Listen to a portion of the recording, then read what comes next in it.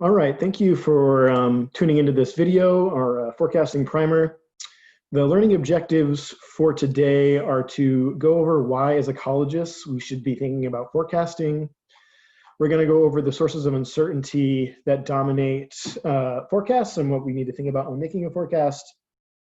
And then we'll go through a hands-on example of propagating those sources of uncertainty and partitioning them in a toy forecast example.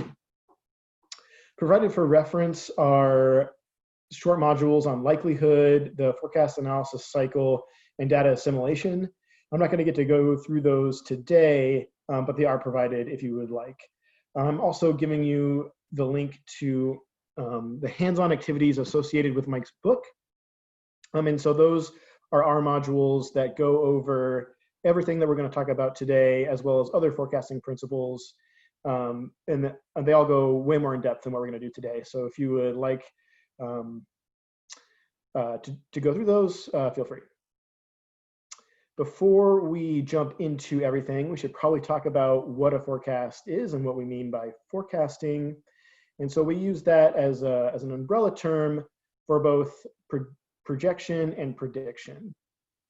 So a projection is a probabilistic statement that is possible that something will happen in the future given boundary condition scenarios. And so we can think of those as a projection as a sort of a what if type of forward projection.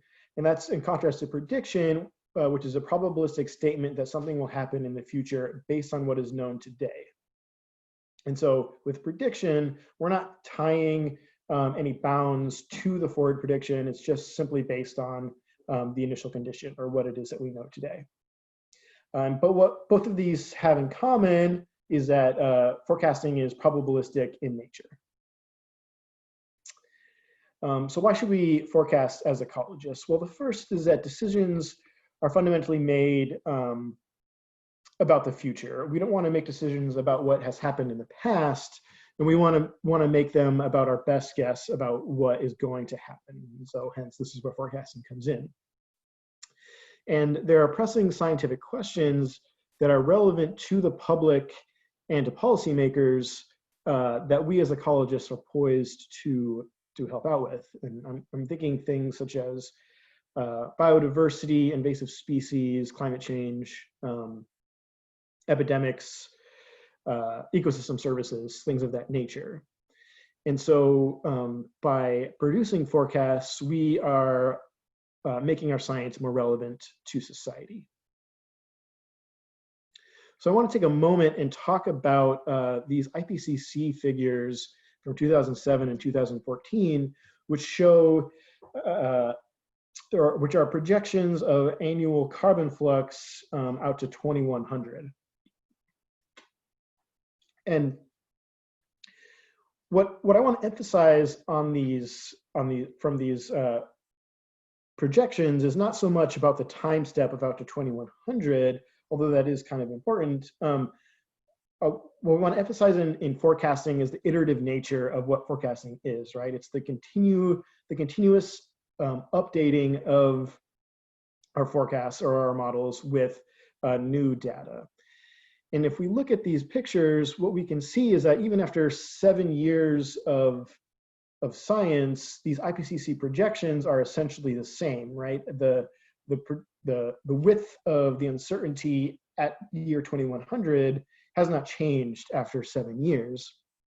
And so it would be interesting to think about how this 2014 figure might look, or a figure that was produced today would look if these models from 2007, weren't in 2014, were just made for the report, but sort of, run in 2007, and then with each year assimilating annual carbon flux data, and to see if these uncertainties reduced or would be reduced.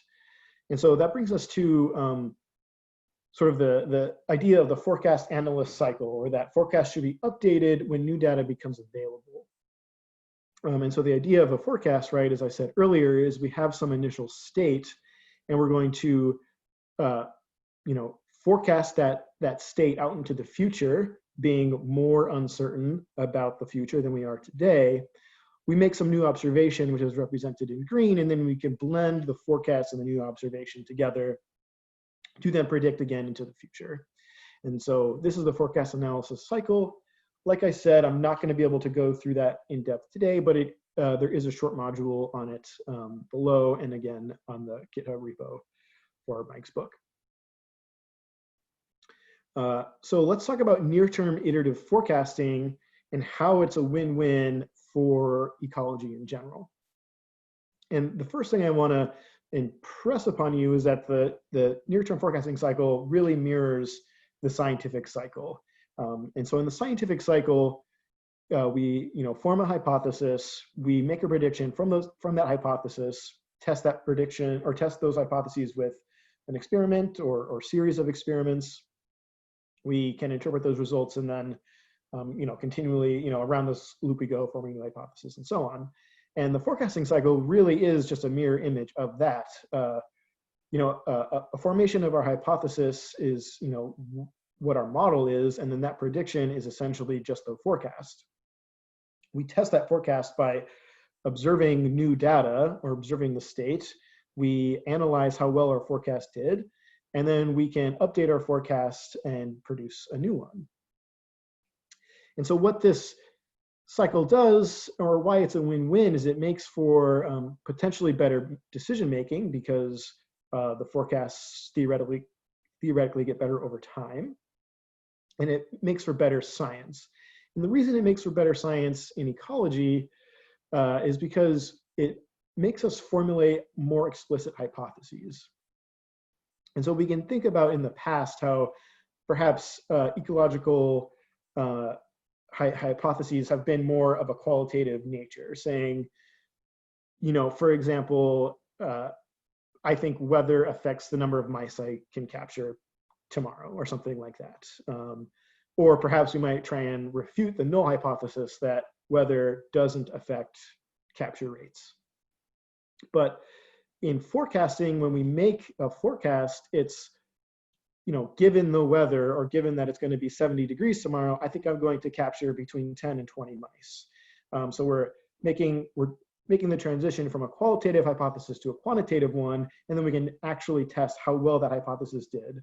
And if we have competing forecasts or competing hypotheses, we can look at which ones did better than others. That's based off of the likelihood. And again, there's a short module on likelihood below.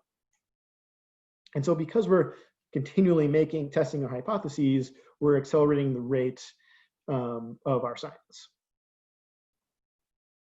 And because we're continually predicting out of sample, forecasts are fundamentally a priority, right? They're what we think is going to happen. And so this figure is sort of talking about the quote unquote reproducibility crisis in science. And by making forecasts and making them publicly available to anyone who wants them, whether that's decision makers, other scientists, or just the public, by doing that and coming up with a standardized way of making our forecast public, we are then fundamentally making our science more reproducible. And so the NEFI-RCN, or the FERCN, excuse me, actually has a short module in the coming days about reproducibility, but forecasting standards and how we can actually go about archiving those in the same way across systems. And so I would stay tuned for that. Another reason that we should be forecasting is there are currently tools and techniques or toys out there, that essentially monitor the environment in real time. And not only are they monitoring it in real time, but the data can make its way to the cloud essentially in real time if the infrastructure is there. And so that means we can have real-time science if we're running forecasts to continually update with the data collection. And so this sort of represents the data revolution in ecology. And so one of the answers to why we should be forecasting, is we should be forecasting now because we have the tools to do it in essentially real time. And not only are there toys out there to do it in real time, there are networks out there with organizations like NEON or TERN, which is essentially the NEON in Australia, GLEON, which is the Lake Observatory Network. We all now have an opportunity to run forecasts at scales like we've never seen before. And so with this sort of network science approach, we have the same data being collected in Maine as it is in California. And if we have our forecasts running across all of these sites, we can synthesize information, like I said, like really has never been done before. And so this represents, again, the data revolution, and we should be forecasting now to harness this data revolution. So the next thing I want to talk about is predictability in forecasts, and hopefully I've convinced you that forecasting is a win-win and something that we should be doing. And so if we're making forecasts, how do we measure how well those forecasts are doing? And one way that we do that is sort of through this measure of uncertainty. And so this is a central tenet to the forecasting framework, is a complete quantification of uncertainty in our forecast. And so we're going to do that by partitioning it into its component parts. And so we're going to spend some time talking about that, but before we go through all of that, let's just talk about what this figure is showing us. And the first thing is that when we make a forecast, we should be fairly confident that we're more certain, right? This yellow line represents uncertainty. We should be more certain about a forecast for tomorrow than for next week or next month or what have you. And if we're doing it in space, the same idea applies. And it's the growth rate of this uncertainty that we want to measure to sort of figure out how well the forecasts are doing at farther and farther, either time scales or spatial scales. Our forecasts are only good up until this forecast limit, sometimes called the forecast horizon. And what that represents is when the uncertainty in your forecast is equal to the forecast in this background or null uncertainty. And so the uncertainty from your null forecast might be a random walk or some sort of climatology model, which is essentially saying, given what I think happens in my system every May, can I make a prediction better or worse than that?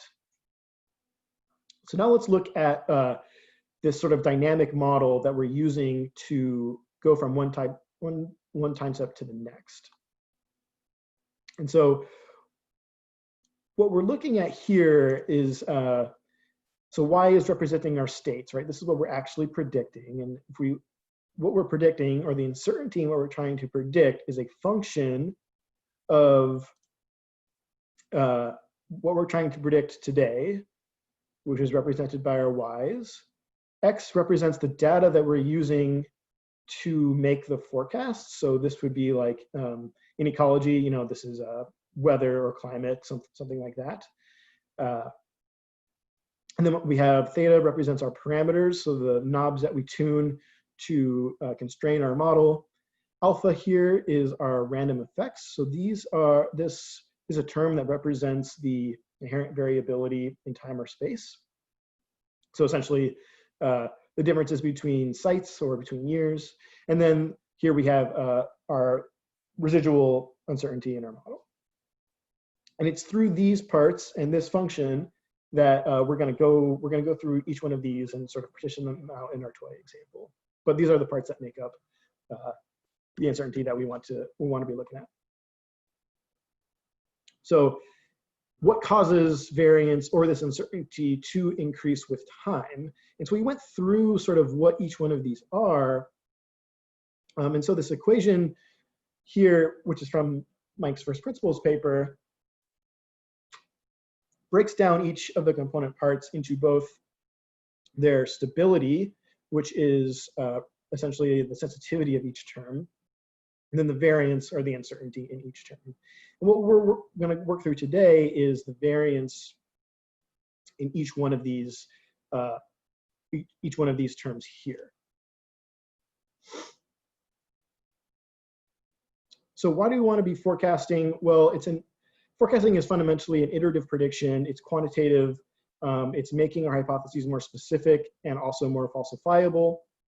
And we're continually predicting out of sample. It's going to make us harder to overfit our models. We're harnessing the data revolution, or attempting to harness the data revolution through networks like Neon. And it also gives us a full accounting of our uncertainty in our predictions, and which essentially means it can help guide our future data collection, but it also means we're not being overconfident in what we report. And so that's a rough overview of why we should be forecasting. And now I want to go into a simple example of how we can partition these sources of uncertainty in forecasts and what that might look like and how it can guide future efforts. So to do that, I'm going to set up a susceptible, infected, recovered disease model. And so this is a discrete time model that keeps track of three states of individuals through time. So we have susceptible individuals, or those who have not been infected, and then we have infected individuals, and then we have recovered individuals, or those who might be immune to the disease. And in this example, we're going to simulate this model, or essentially simulate an infectious disease through time and what that might look like in a forecast. So like I said, we're working in discrete time, and we can go through each one of these states and how we might go about predicting them and the parameters we need to do that. So the first one is our susceptible individuals. And from one time step to the next, new susceptibles are just the number of susceptibles in the current time step minus the number of new cases, C. To get to the number of new cases, before we can do that, we need we need a parameter to sort of determine the new number of cases. And so that's going to be through this infection probability K, which itself depends on the number of infected individuals. And so that's sort of this beta term times the number of infecteds I. And so to account for the inherent stochasticity, or the inherent randomness in encounters between individuals, which therefore generates new cases, we're going to simulate that from the binomial process. And so for those not familiar with the binomial, essentially what we're saying is the number of new cases, C, is going to be drawn from the binomial, which is a coin flipping process. And what that means is that the number of coins we're going to flip is the number of susceptible individuals in the current time step. And the probability that a number of these susceptible individuals turns into or become new cases is dependent on this infection probability beta times I, or beta times infected individuals. In the same vein, we also need to draw new healthy individuals. And so we're going to make use of the same process where the new healthy individuals are, the number of coins we're going to flip are the number of infected in the same time step. And the probability that these infected individuals become healthy is with this recovery rate R. So that's our second parameter, R. And then once we've drawn the new number of healthies, we can then essentially plug and chug into what we've already calculated to get the new recovered and the new infected. So the new recovered is just the number recovered currently plus the number who become healthy. And then the number infected in the future is the number infected now plus the number of new cases minus the number that are healthy. And so this is the general setup of the model that we're going to move forward. And so like I said earlier, a central tenet of forecasting is a complete quantification of uncertainty. So now we need to go through and determine which sources of uncertainty we have in this model. So like I said, here is our, went through this earlier, but let me grab my drawer. Our dynamic function here. And so now let's go through each one of these component parts and ask ourselves if we need to consider them in this forecast. And so the first one is initial conditions, or Y values, the thing that we're trying to predict, essentially. And so we do need to consider the error in our initial condition. And so that's the number of susceptible, infected, and recovered individuals that we use from the beginning of the projection forward, or excuse me, prediction forward.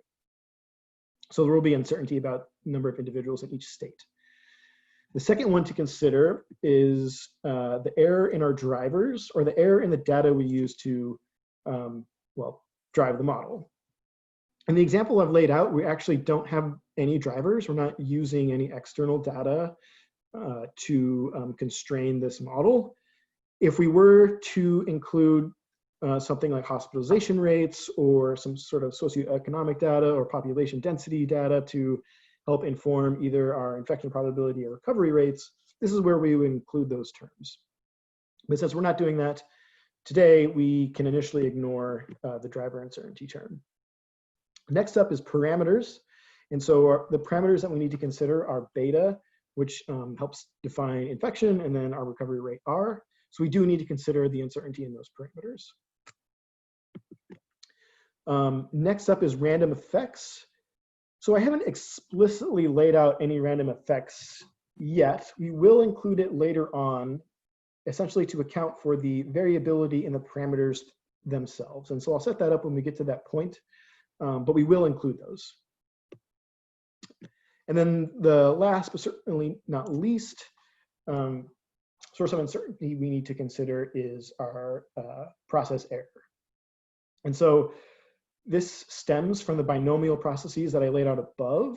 And process error also represents essentially the structural uncertainty in our model, right? It's the uncertainty in everything else that's not this. That's what our process error is. So we'll absolutely be partitioning that out as well. So table 1 here, excuse me, table 1 describes essentially how we might expect each one of these component parts of uncertainty to dominate forecasts, given maybe some sort of scenario or whatnot. I'm not going to go through it, but it's definitely worth a read. So the technique we're going to use to propagate uncertainty in this model is called through Monte Carlo simulation. And essentially the idea here is that we're going to take a number of samples from our probability distributions, or the distributions of our parameters and states, to approximate those distributions and then simulate forward. And so we can think on the extremes where one sample from a distribution, we have no idea what that distribution may look like, but if we take 1 billion samples from a distribution, we'll have a pretty good idea of what that distribution looks like. And so in this example, we are going to work with 10,000 samples, or 10,000 simulations. Now, before we really dive in practice, if we were doing this for real, how we would the probability distributions that we would be working with would come from would be our posterior distributions after fitting a model. So in practice, we would take this SIR model and fit it to some data of susceptible, infected, and recovered individuals. We would get posterior distributions of our states and our parameters, and then we would sample from them. We're not going to do that today. We're just going to generate some hypothetical distributions for our parameters and for our states. But the idea of how we go about partitioning and propagating the uncertainty still holds the same. So first up, let's define our R parameter, or essentially the recovery rate. And so we're going to say that we have an average recovery rate of 7 days, and we know that the error about that mean is about 10%. So we set up our R naught parameter here, and then we're just going to grab 10,000 random samples from the log normal with our mean and our standard deviation. We're using the log normal here because it's bound at 0, so we don't get negative recovery rates from when we make our random samples.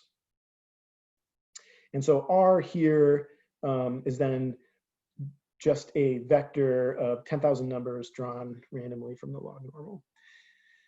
And because we are working with an object that's just a bunch of numbers, we can calculate any summary statistics that we want, and we can also generate a histogram of what that distribution actually looks like. And so this is our histogram of our R parameters. And like I said, if we were doing this for real, this would be the posterior distribution of R. And then the red line here shows what the actual density, or what the actual probability density is, given our 1/7 mean and 10% uncertainty. And so with 10,000 samples, we're actually approximating that distribution pretty well. And then, like I said, we can calculate any summary statistic that we want. And now we need to set up our beta parameter. So let's say we know that beta has a mean of 5 per every 100,000 individuals. And again, we have 10% uncertainty. And so just like with the R parameter, we're going to set up our initial beta mean and draw from the log normal. And so this represents our theoretical posterior distribution of beta that we're going to work with. And so those are our two parameters that we need to deal with. And now we need to set up our initial condition. And so let's say hypothetically, we know that there's a mean of 5 individuals infected in this population, and that infection number is greater than 0. So we are going to simulate the number of infecteds from the Poisson. We're using the Poisson distribution because it is discrete, so it's only going to give us integers. It's also bound at 0. So we're working with a number greater than 0 and well, with integers. So that's good. And so this is our theoretical histogram of R, or this is what we're working with. And so let's also assume that there's 10,000 people in this population and that no one is immune initially. So essentially, if you're not susceptible, you are infected. No one is immune or recovered initially, so that's just 0. And then we're going to put our 3 states in their own object. So we have a matrix IC here. That is our distribution of susceptible, infected, and recovered at the initial time step. So the first thing we're going to do is go through process error. Before we can propagate process error out, the first thing we're going to do is define this forecast SIR function, which is just a function we're going to use to run our model forward. So a quick overview of this function. The first 2 lines just tell us that if R and beta don't vary with time, we're going to use the same R or beta value each time step. We need to store our predictions in this matrix where we're storing time in rows and states in columns. And then our first time step is just our initial condition. And then we run through time where we draw our susceptible and or our new cases and our newly recovered from the binomial, given the number of infected, or the number of recovered, the number of infected and the number of susceptible and the number infected, excuse me, column 1 and column 2, and then their probabilities associated with each, right? So we have beta and R here. And then we just plug and chug to get through the rest. So that's our function. So the first thing we want to do to make sure that we're only looking at process error is we're going to hold our R value, our beta value, and our states at their mean. And then we're going to run for 100 time steps. And so SIR 0 here is just our function, again, with our mean, parameters, and states run 100 times. We can plot that up and we get something that looks like this. So this is one realization of our forecast for 100 days. Now, we are simulating from the binomial, and so we want to get essentially run a bunch of ensemble members or a bunch of simulations forward so we can start to approximate the distribution of what these states look like through time. And so to do that, again, we're going to use our NMC object here, or 10,000 Monte Carlo simulations stored in this object here, again, holding everything else at their mean. And so if we run that 10,000 times, and then here we're just plotting the first 25 simulations, we can begin to see what these distributions look like. So we did run 10,000 of them. So to get an idea of the full approximate distribution of our prediction, what we're going to do is calculate the confidence interval and median from those 10,000 runs. And then we're going to just define some plotting functions here. If we put that up, this is what we look like, or this is what we get back. So now we're looking at the median in the lines of each state through the 100 days, and then the width of the envelopes represents our process error, or our 95% credible interval of each state at each time point. So this is process error. Now we need to consider our other sources of variability or our other sources of uncertainty in this forecast. So the next thing we're going to consider is initial conditions. So to propagate from our initial conditions, again, we're going to run 10,000 times, but now instead of holding the initial conditions at their mean, we're going to sample from those distributions. So for each run each simulation I that we have, we're now going to have a unique initial condition, right? So we're indexing I over the distribution of susceptible, infected, and recovered individuals, but we're still holding R and beta at their mean. So if we run 10,000 times, again, we can calculate the confidence interval and median, and plot that up, and this is what we get back. So in the red, we're looking at the original projection from above. That's just process error. And now in the mustard color, we have the initial conditions as well. And we can see right off the bat that initial conditions dominate at the beginning, and they sort of taper off. The uncertainty of the initial conditions tapers off towards the end. So next up is our parameter uncertainty. And then in the same way that we did the initial conditions, we're now going to index over our distributions for R and beta. So instead of holding them at their mean, now each simulation will have a unique initial condition, a unique R, and a unique beta value. And what's cool about this framework is that, if we wanted to, we could do these in sequence. We don't have to do them both at each time. We could just see what the R uncertainty is and what the beta uncertainty is, but we're going to do both at the same time here. Again, go through the hoopla of calculating the confidence interval, and we'll plot that up, and now we can see what the parameter error, in addition to process error and initial condition error, looks like. And sort of the opposite of what we see in the initial conditions, right off the bat, we don't have a lot of parameter error, but that increases through time. So now we need to consider parameter variability, or the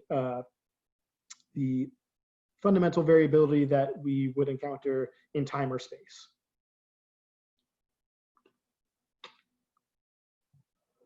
And so this is normally called a random effect. And again, we would sort of have an idea of this if we fit a random effect in our historical fit. But what we're going to do here is sort of simulate what the expected sort of variability, how the variability increases in each parameter as time moves on. And we're doing that through a random walk process.